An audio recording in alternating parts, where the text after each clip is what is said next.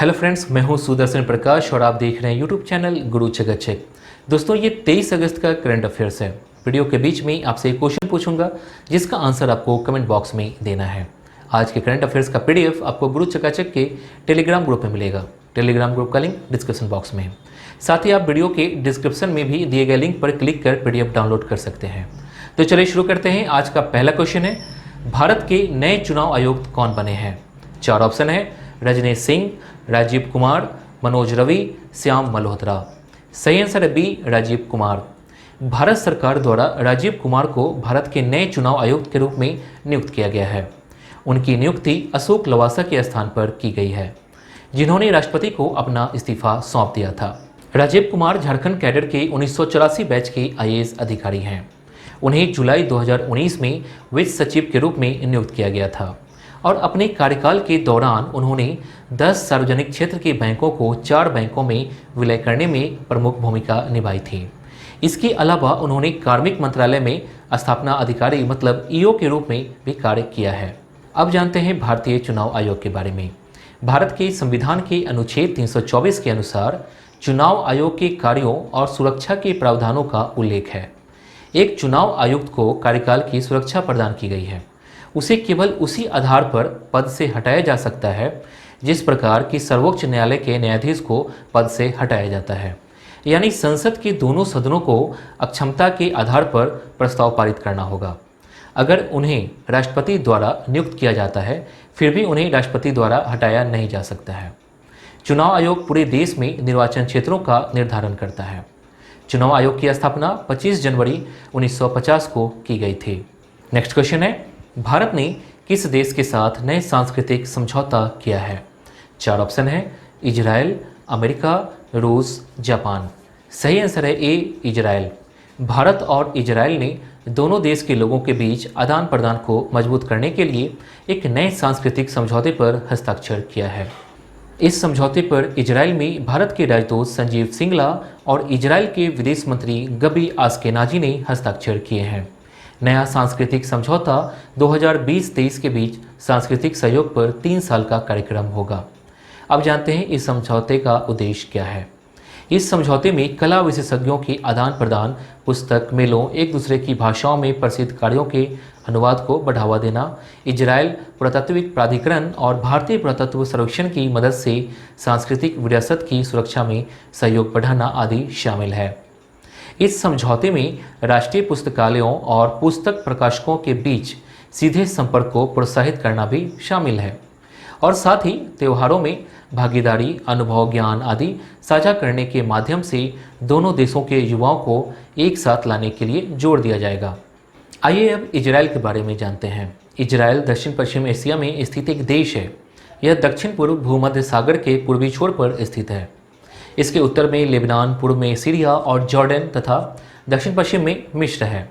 Israel की राजधानी यरूशलेम है।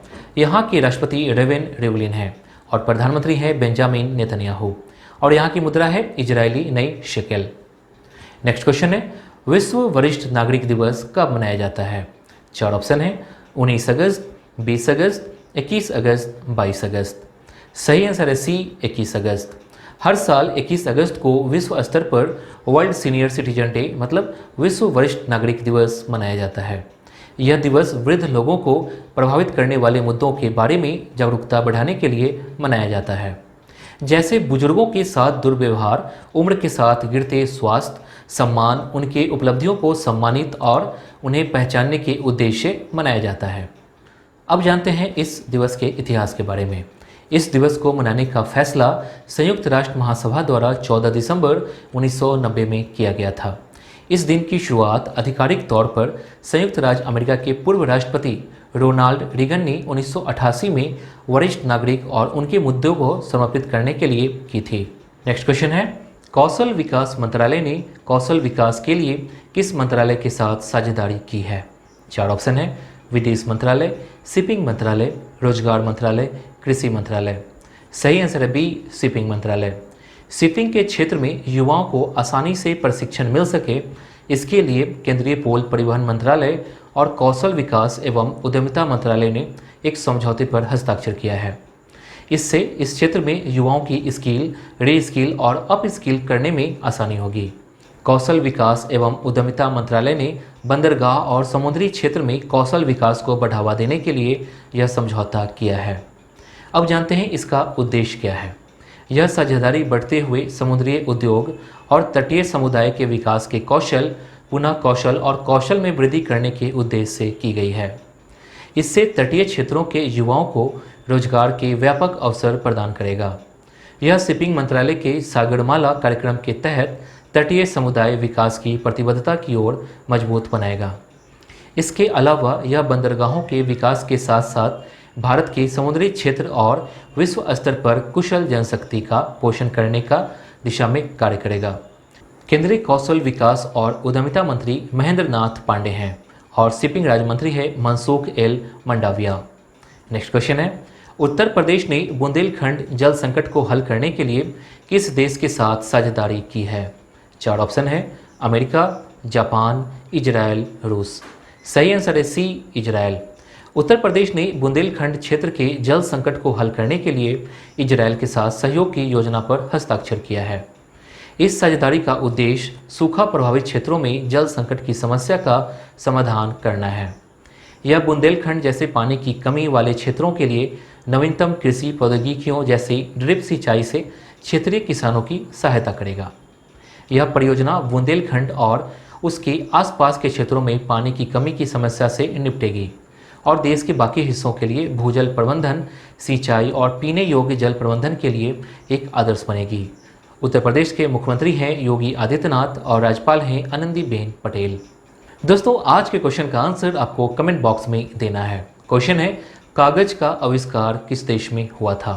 क्वेश्चन है, कागज का आविष्कार किस देश में हुआ था?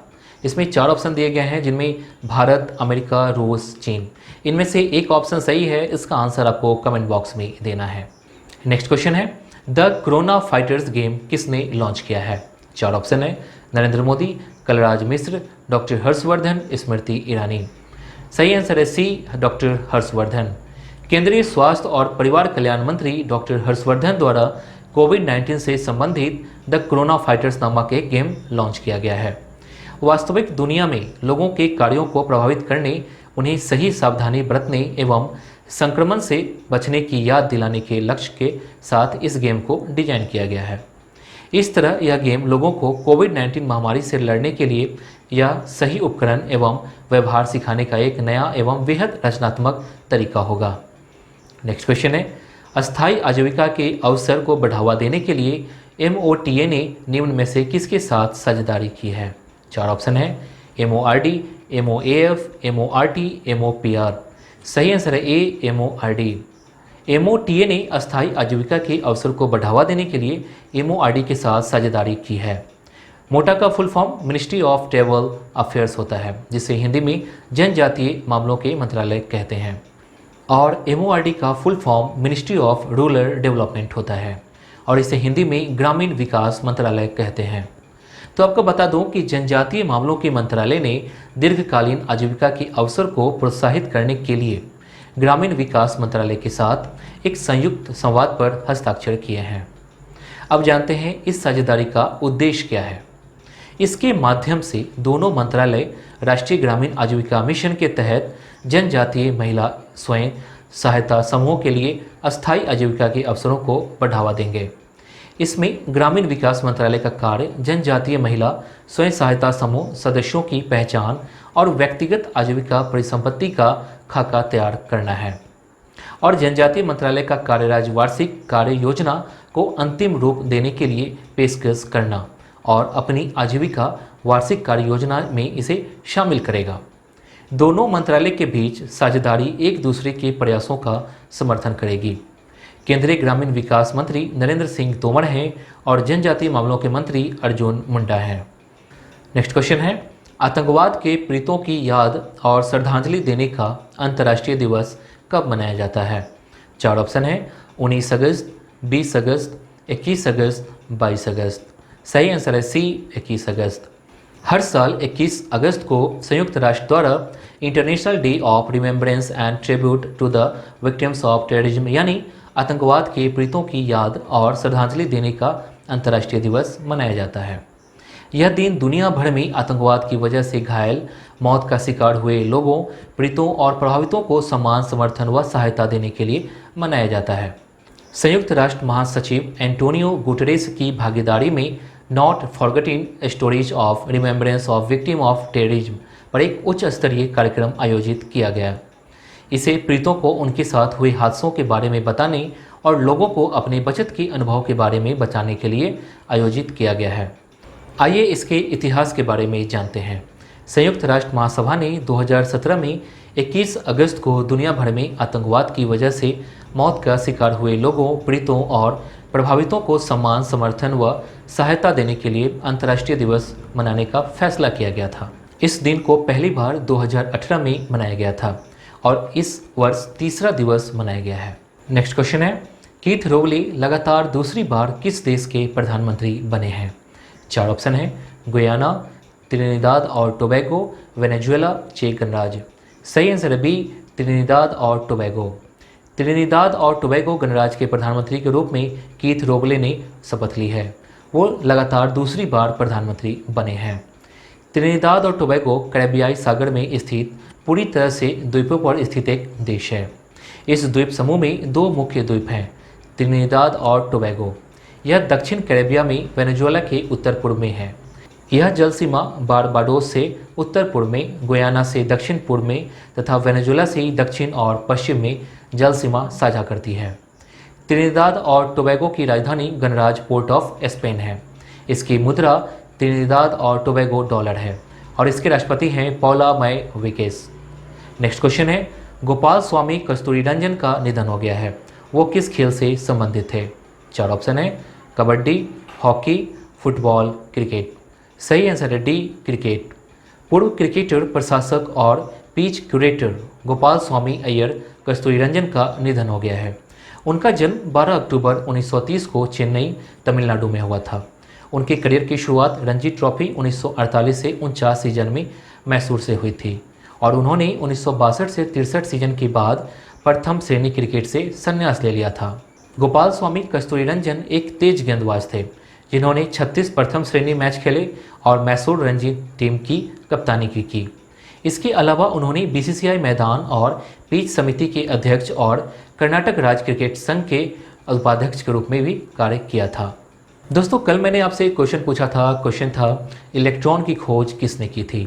4 ऑप्शन दिए गए थे जिनमें J Thomson, James Chadwick, Ernest Rutherford, Carl Davis Anderson. इसका सही आंसर है ए, जे थॉमसन। इलेक्ट्रॉन परमाणु का मौलिक कण है। इसकी खोज आज से 121 वर्ष पहले ब्रिटिश भौतिक शास्त्री जे थॉमसन ने 1897 में किया था। यह एक ऐसा कण है जिसका द्रव्यमान लगभग 0 होता है तथा जिस पर इकाई ऋण आवेश रहता है। इलेक्ट्रॉन प्रत्येक परमाणु का एक अनिवार्य घटक है। ये परमाणु के नाभिक के चारों ओर अपनी निष्क्रिय कक्षाओं में लगातार चक्कर लगाते रहते हैं और इसको E या E नोट से प्रदर्शित करते हैं।